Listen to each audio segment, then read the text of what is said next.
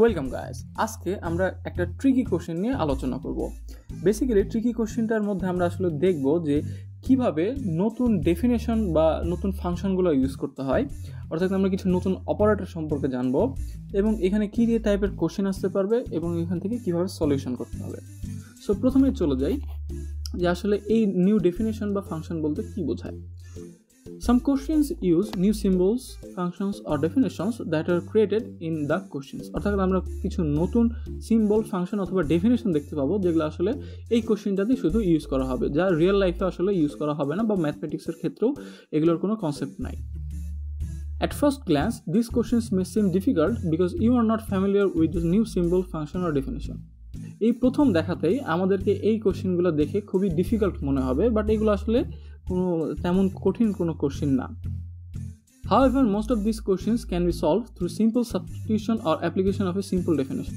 অর্থাৎ আমরা এই কোশ্চেনগুলো আসলে সিম্পল সাবস্টিটিউশন বা যোগ বিয়োগ গুণ ভাগের সাহায্যে আমি সহজে সলভ করতে পারি। আসলে যে অপারেটরগুলোর দ্বারা আমরা পরিচিত সেই অপারেটরগুলো দ্বারাই আমরা সলভ করতে পারি। অপারেটর বলতে আসলে আমরা এই যে যোগ বিয়োগ গুণ এবং ভাগকেই বুঝে থাকি। সো আমরা কোশ্চেন টাইপ 1-এ চলে যাই যে if the symbol phi is defined by the equation a phi b is equal to a minus b minus ab, তো এখানে আমরা নতুন একটা অপারেটর নিয়ে আসছি যেটার নাম হচ্ছে phi। এই phi যে অপারেটরটা আছে সেটার কাজটা কীরকম হবে, যদি দুইটা সংখ্যার মাঝখানে phi থাকে তাহলে এটা হবে a minus b minus ab। অর্থাৎ এখানে যদি গুণ থাকতো আমরা কি করতাম, এ আর বিকে গুণ করতাম, যদি ভাগ থাকতো তাহলে এ কে বি দ্বারা ভাগ করতাম, যদি যোগ থাকতো তাহলে এ আর বিকে যোগ করতাম। তো আমি এখন একটা নতুন সিম্বল ইউজ করতেছি ফাই। এটা মিন করবে যে প্রথম সংখ্যাটা থেকে আমাকে প্রথমে দ্বিতীয় সংখ্যাটা বিয়োগ করতে হবে, তারপর প্রথম এবং দ্বিতীয় সংখ্যার যে গুণফল সেটাও আমাকে বিয়োগ করতে হবে। কোশ্চেন আসতে পারে যে এটা কি সবসময় ফাই থাকবে? না, এখানে ফাই থাকতে পারে, এখানে হ্যাশ চিহ্ন থাকতে পারে, এখানে ডলার সাইন থাকতে পারে, এখানে অ্যান্ড চিহ্ন থাকতে পারে, এখানে যে কোনো একটা চিহ্ন থাকতে পারে। আমরা এখানে এক্সাম্পলের জন্য জাস্ট এখানে ফাই চিহ্নটা ইউজ করেছি। আমি যদি আরেকবার বলি তাহলে জিনিসটা এরকম আসবে যে এ ফাই বি আমি যদি কোথাও এরকম দেখতে পাই তাহলে আমার যে কাজটা করতে হবে সেটা হচ্ছে প্রথম সংখ্যাটা নিতে হবে, তার থেকে দ্বিতীয় সংখ্যাটা বিয়োগ করতে হবে এবং প্রথম এবং দ্বিতীয় সংখ্যার যে গুণফলটা আসবে সেটা আমার বিয়োগ করতে হবে। সো আমি কোশ্চেনটা একটু দেখি যে for all A and B আমাদেরকে কিসের ভ্যালু বের করতে হবে, যে -1/3 ফাই -3 এর ভ্যালু। কোশ্চেনটা আসলে আমার এটা থাকবে যে এই জিনিসটা দেওয়া থাকবে যে A phi B is equal to A minus B minus A B এবং আমাকে ভ্যালু বের করতে হবে এই জিনিসটা -1/3 ফাই -3। তো আমরা একটু সলিউশনের দিকে যাই।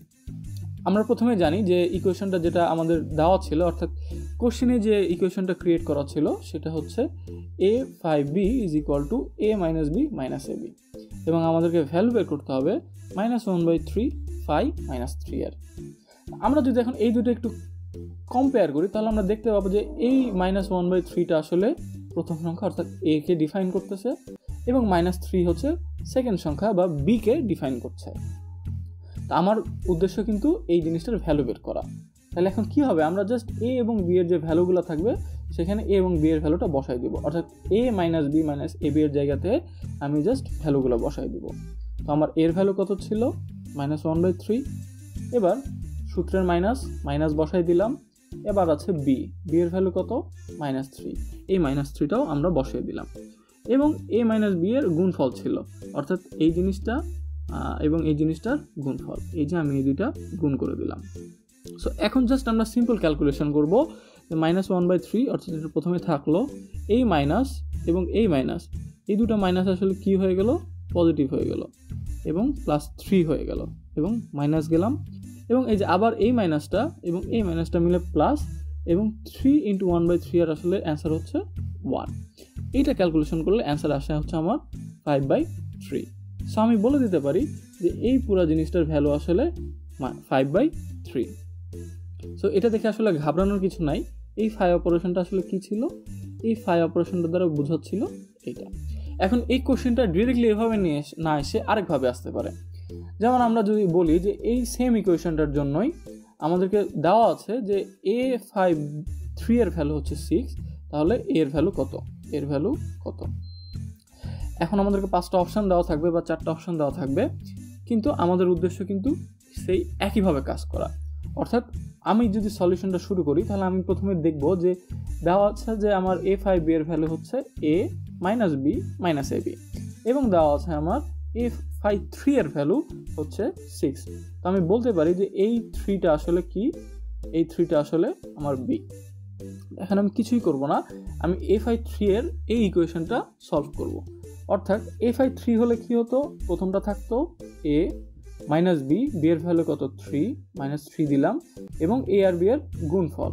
এখন a আর b এর গুণফল কত, a ইন্টু 3, এবং আমার দেওয়া আছে এই সবগুলোর সমষ্টি হচ্ছে 6, যেটা আমি এই যে এই ইকুয়েশনটা থেকে পেয়েছি। এবার আমি কি করলাম, a minus 3 minus 3a is equal two 6, এখান থেকে আমি এগুলোকে যদি একসাথে ক্যালকুলেট করি তাহলে আমি পাবো minus 2a minus 3 is equal two 6। এই minus 2a minus 3 is equal two 6 শুধুমাত্র এই ইকুয়েশনটা যদি আমি একটু সলভ করি তাহলে আমি দেখতে পাবো যে 2a is equal two minus 9 আসবে। সেখান থেকে আমি বলে দিতে পারবো যে এর ভ্যালু হচ্ছে মাইনাস 9/2। সো আমার অ্যান্সার আসবে হচ্ছে e মাইনাস 9/2। সো এইভাবে আমরা আসলে যে কোনো অপারেটর বা নতুন ফাংশন, নতুন সিস্টেমগুলো সলভ করতে পারবো। খালি মাথায় রাখতে হবে যে এই জায়গাতে যাই থাকুক না কেন আমার কিন্তু এটা ডেফিনেশন বলে দেওয়া থাকবে যে a5b এর ভ্যালু কত, বা a#b এর ভ্যালু কত, $b এর ভ্যালু কত, এগুলো দেওয়া থাকবে। জাস্ট ভ্যালুগুলো বসাই দিতে হবে এবং সেম একইভাবে সলিউশনটা করতে হবে। So thank you guys for watching this video.